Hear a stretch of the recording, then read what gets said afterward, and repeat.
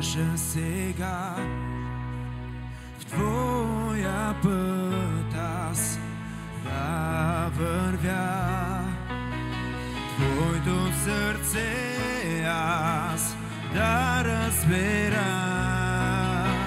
Твоята любов изливай сега.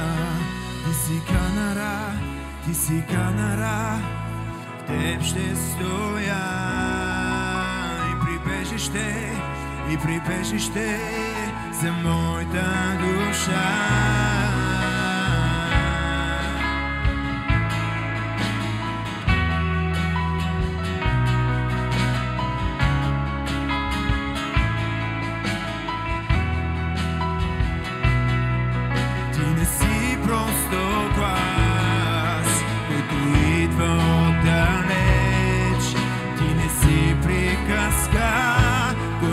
Разказва се,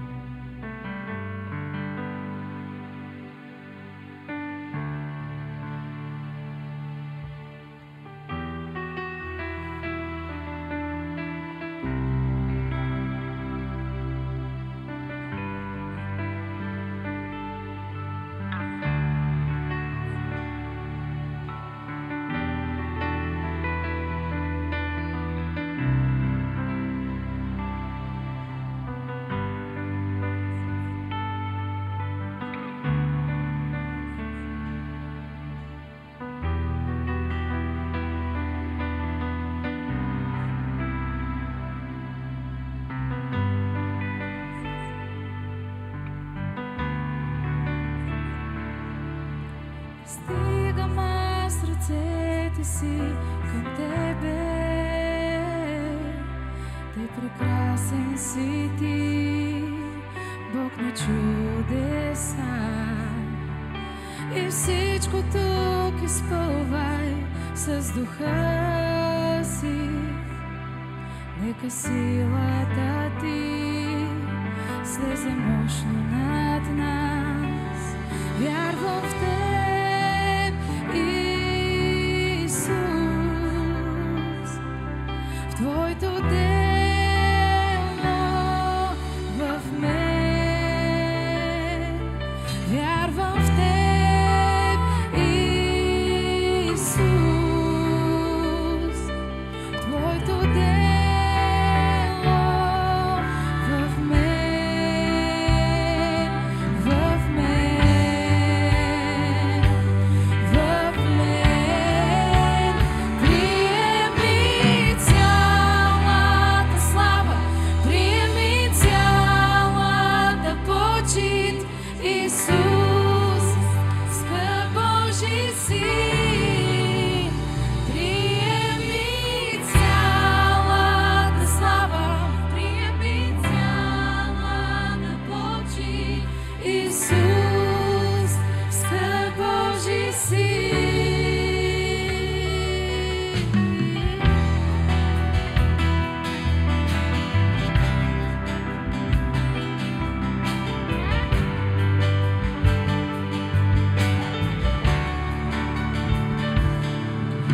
Издигам аз ръцете си към Тебе.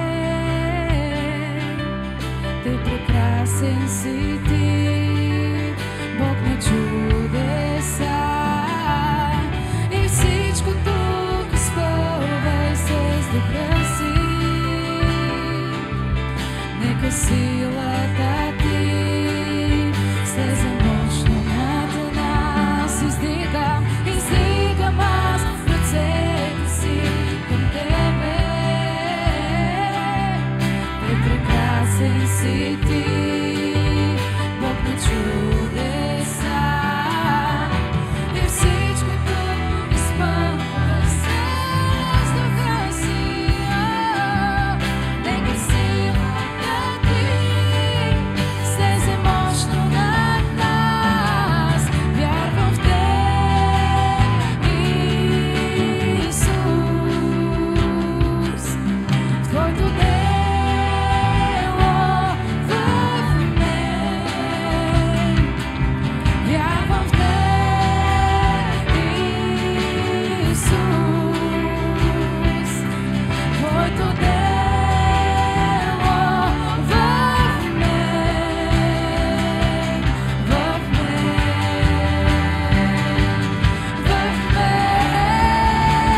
Приеми цялата слава, приеми цялата почит, Исус, скъп Божи сила. Приеми цялата почит, приеми цялата почит, Исус, скъп Божи сила.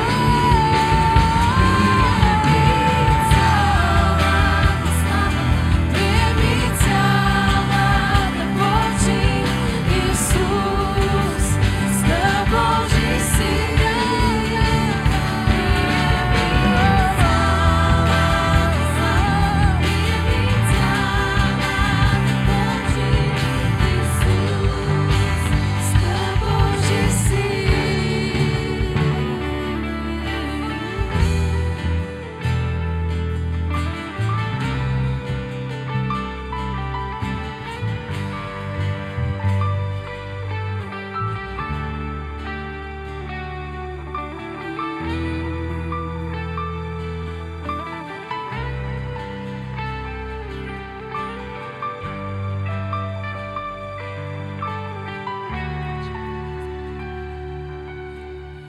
Дишам Твоята свобода, отказвам да стоя в плен. Няма да се върна там, откъдето измъкна ме. Дишам Твоята свобода,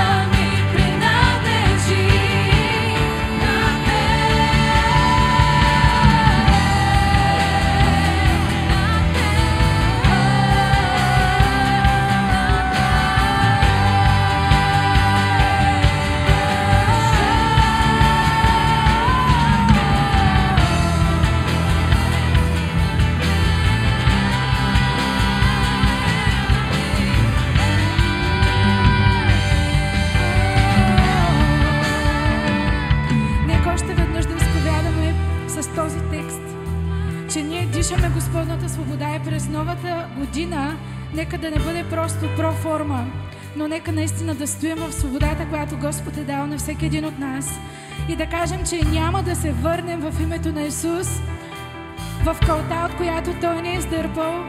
Няма да се върнем от робството, от което Той ни е освободил в името на Исус. Но ние ще ходим завинаги свободни, от сега и завинаги в името на Исус. И нека тази сутрин всеки един от нас да вземе решение в сърцето си, че няма да се върнем там, откъдето Господ ни е издърпал в името на Исус Христос. Защото, Боже, Ти си нашия освободител, Господи. Ти си нашия изцелител, Боже. Ти си Алфа, Омега, начало и край. Господи, няма да се върнем. В името на Исус, свобода за всеки пленник. В името на Исус, разчупване на всяка окова. В името на Исус, топяване на всяка болест. В името на Исус, разчупване на всяка депресия, всяка опресия, всяко нещо, което стои против познаването на Исус Христос. Свобода на всеки ум в името на Исус. И Господи, ние изповядваме, Боже, че вдишваме, Господи, дишаме, Боже, и стоим, Боже, в Твоята свобода. Дишам Твоята свобода, отказвам да стоя в плен, няма да се върна там, откъдето измъкнаме. Дишам Твоята свобода, не робувам на страха, живота ми принадлежи. Хайде всички, Божията свобода.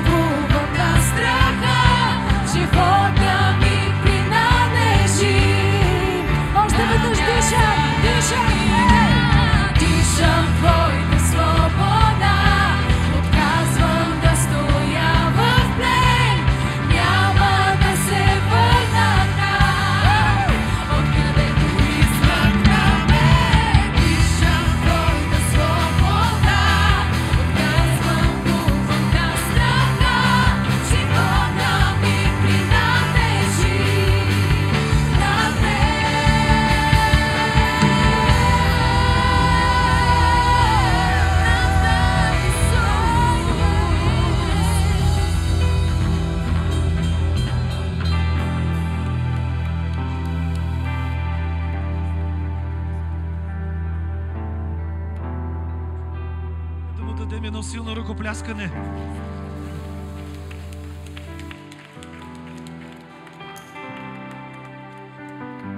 За много години тук на тази земя и за вечни години в новата земя и новото небе. Амин. Така може да седнете.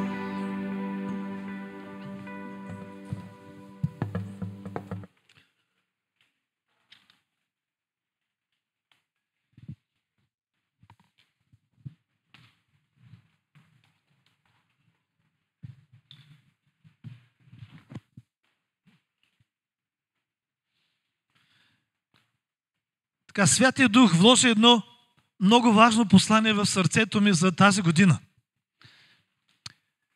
И аз вярвам, че започвайки тази година, ние не знаем какво предстои за в бъдеще. Бог знае какво предстои през тази година. Но каквото и да се случва в живота ни през тази година, трябва да знаем, че Бог винаги е до нас. Независимо през какво преминаваме, Божието обещание е вярно. Ако и да преминаваш през дълбоки води, те няма да те потопят и няма да те оставят. Ако и през голям огън да преминаваш, той няма да те опари и няма да те изгори, защото Господ е обещал да бъде там до тебе. И в дълбоките води, и в буйният огън, в огнените изпитания, и в благословенията Бог е винаги там до тебе.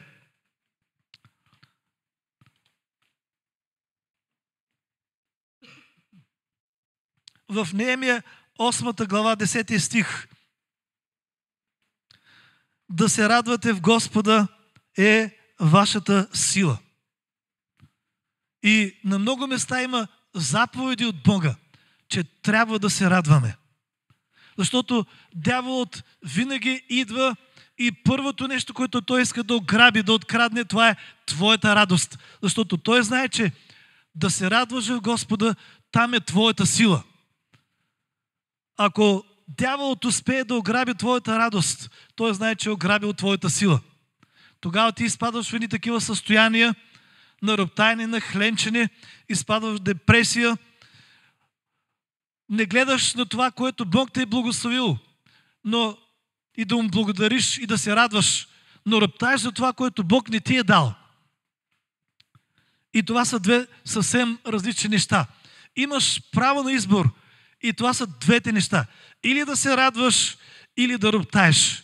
Когато Бог извеждаше своят народ Израел от египетско робство в пустинята, вместо да се радват, че Бог ги беше благословил с бистра, чиста, кристална, студена вода, че им даваше небесен хляб, небесна манна, хлябът на ангелите, вместо да му благодарят за това нещо, вместо да му благодарят, че той ги изведе там от египетско робство, където плющяха къмшиците всеки ден, където робуваха, където нямаха време да се обърнат, да отдъхнат, да имат почивка.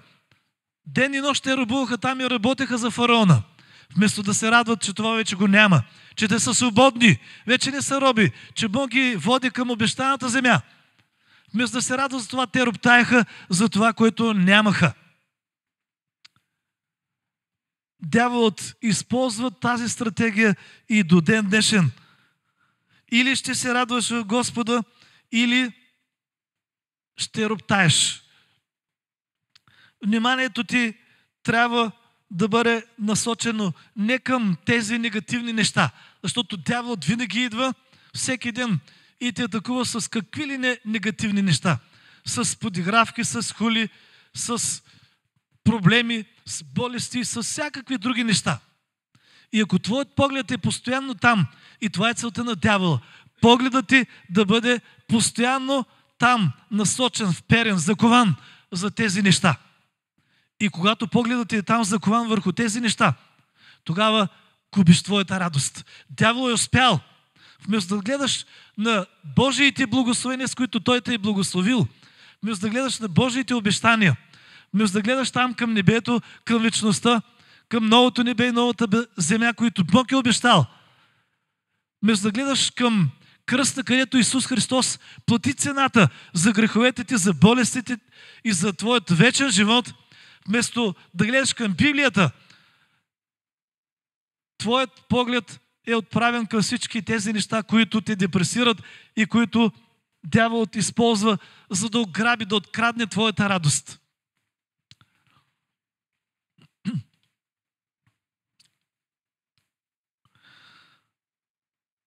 В Евангелието от Матей, 5 глава, 11 и 12 стих, Исус каза: блаженни сте, когато ви хулят. Радвайте се и се веселете. Блажени сте, когато ви хулят и говорят срещу вас лъжливи неща. Радвайте се и се веселете. Радост, веселие и смях. Това са трите благословения, които Господ ни дава, за да живеем тук добре на тази земя. И тук дори Исус каза, когато ви хулят, когато ви мразят, когато говорят всякакви лъжливи неща за вас, радвайте се и се веселете, защото имате голяма награда на небето. Време е да отправим поглед към небето, към наградите, които ни очакват, към короните. Време е да махнем погледът си от всички тези земни неща. Време е през тази година да държим погледа си там, нагоре към небето, към Господа, откъдето идват всичките благословения, откъдето идва радостта. Когато и преминаваш през различни изпитания, можеш отново да се радваш. Ние се радваме, когато Бог ни благослови с нещо. Когато получим някой подарък. Аз гледам моите внучки как се радват, когато дядо и баба им подарят нещо. Дори само една единствена бомбона, когато им дадем, те толкова много се радват, скачат от радост, отиват се хвалят на мама. Дядо ми подари тази бомбона, баба ми подари това шоколадче. Радват се, хвалят за това, че се хвалят, че сме им подарили нещо. Исус каза, ако не се обърнете към децата, никак няма да влезете в Божието царство. Ние трябва да се радваме на всяко нещо, което Бог ни дава или някой друг ни е благословил с нещо. Трябва да се научим да се радваме и да благодарим. Трябва да се махнем вече от опашката на оплаквачите, на роптателите и на тези, които говорят постоянно негативизми. Ние трябва да се махнем от тая опашка. Трябва да отидем с тези, които се радват. Не напразно нашия Господ Исус Христос казва, радвайте се с тези, които се радват. И аз го считам това за заповед. Това не е само някакво предложение. Това е заповед. Да се радваме с тези, които се радват. А тези, които се радват, със сигурност се радват на някои благословение, което Бог ги е благословил. Със сигурност се радват на нещо, което са успели, което са просперирали, нещо, което са постигнали. И Исус ни заповяда да се радваме с тях. Не да им завиждаме. Не да говорим зад гърба им. Не да ги хулим. Но да се радваме с тях. Да споделяме тяхната радост. Дори притчите, които Исус каза за изгубената овца.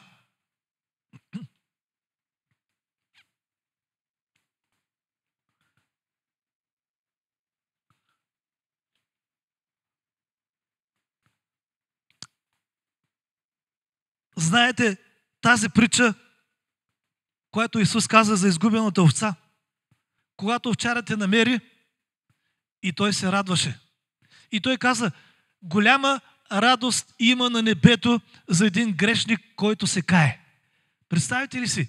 Небето се радва само една душа, която се кае и се спасява. Цялото небе се радва.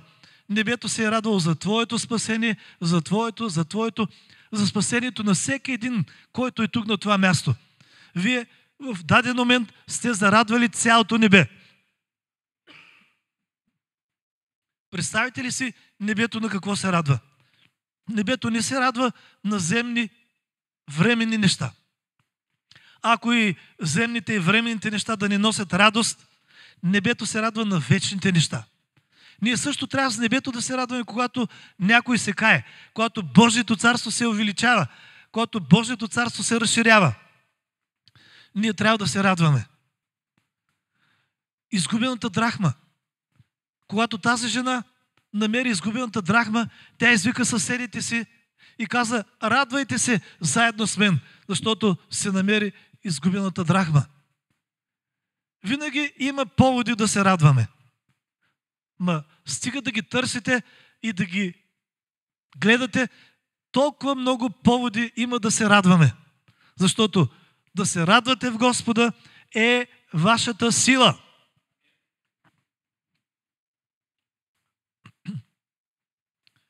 И едно специално предупреждение, което се намира в Второзаконие, 28 глава, 47 стих. Понеже не си служил на Господа с радост, поради изобилието на всичко, затова ще слугуваш на неприятелите си.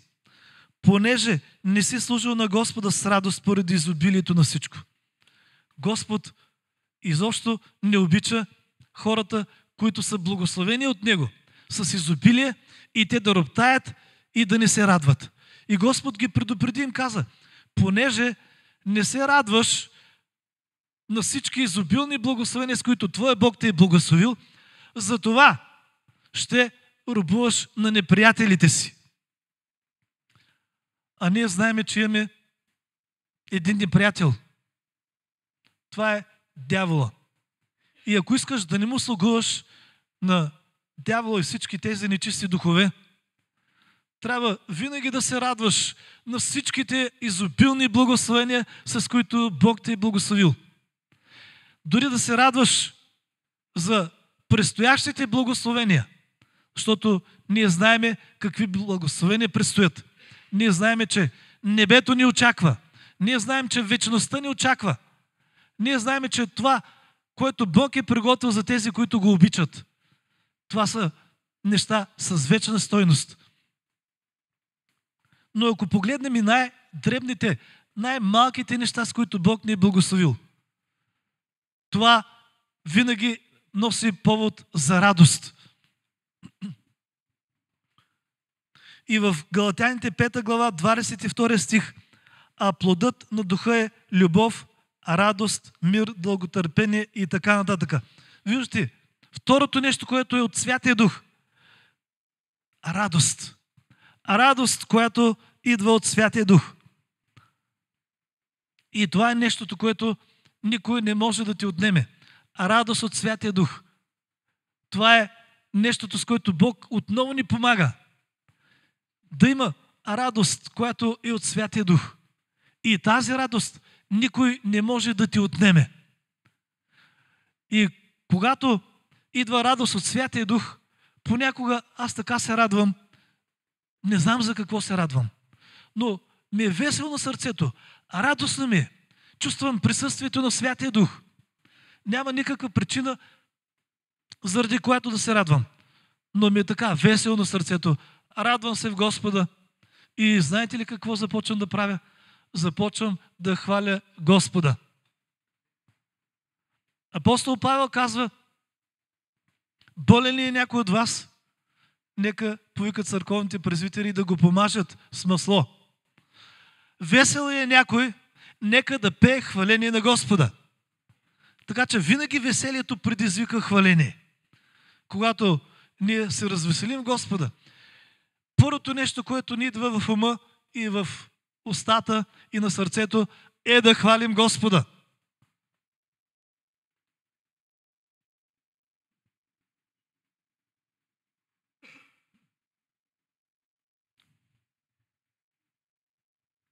В Йов, 8 глава, 21 стих, Бог казва, ще напълня устата ти с смях.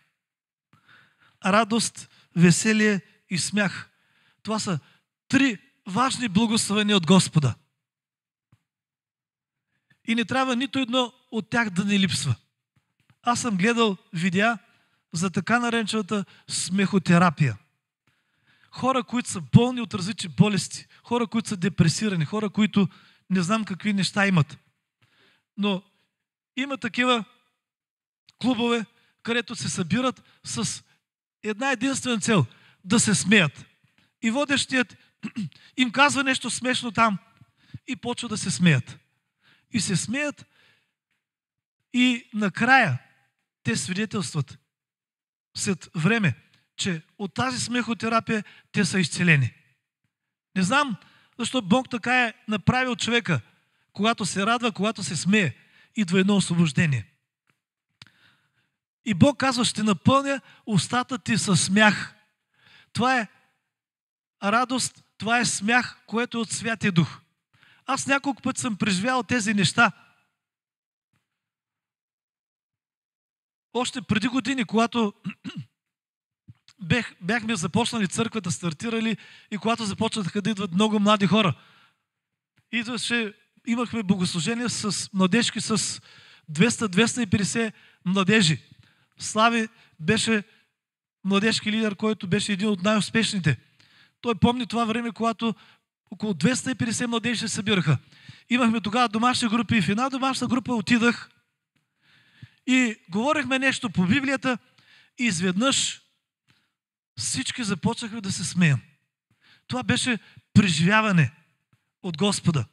Не знаем защо се смеем, но се смеехме. И така, може би около 10-15 минути се заливахме от смях със сълзи.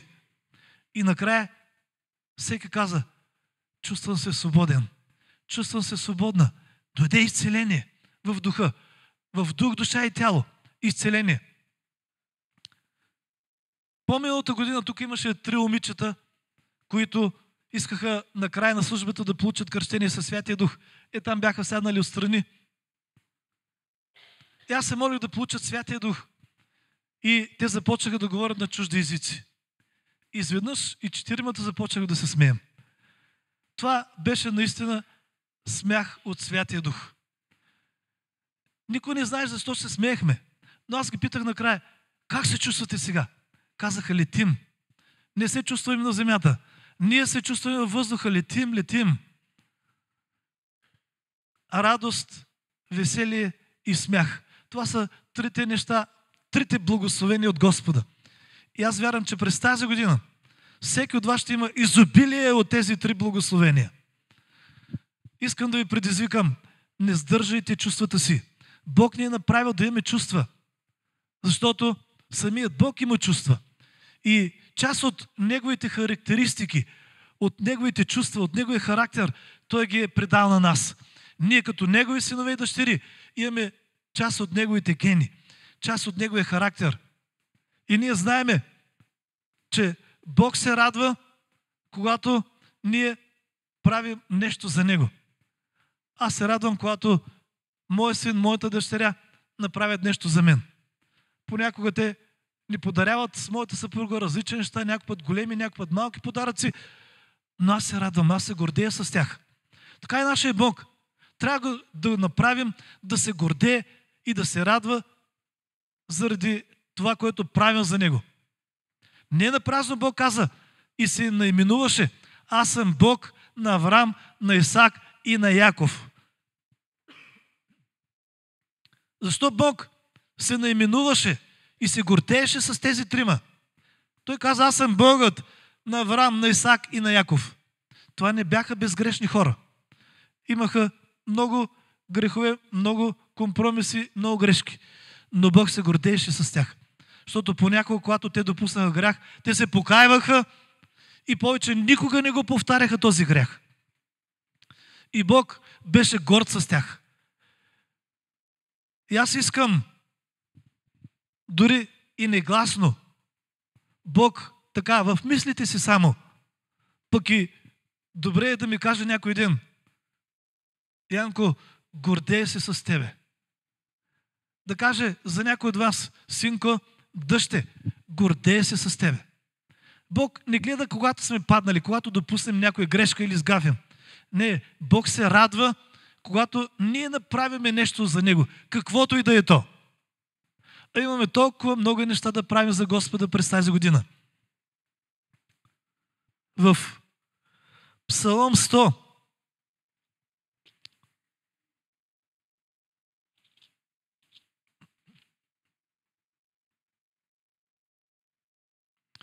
възкликнете към Господа всички земи. Служете на Господа с веселие. Елате пред Него с радост. Познай, че Господ е Бог и Той ни е направил и ние сме Негови.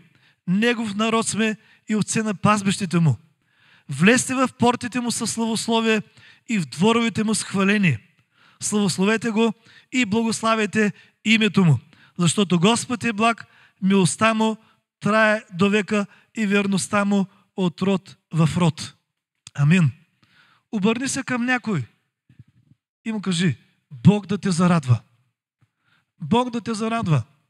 И не забравяйте повече и повече да се поздравявате през тази година. Да се пожелавате. И когато среща, аз понякога винаги казвам: Бог да те зарадва, или когато се разделям, Бог да те зарадва. И понякога пък те ме зарадват, че Бог ги е зарадвал, като кажат свидетелства. Свидетелства, знаеш ли, някои невярващи дори казаха: знаеш, като ми казва ония път Бог да те зарадва, знаеш ли какво ми се случи? Нещо радостно. И те знаят, че Бог е този, който е направил това за тях. Бог да те зарадва. Амин.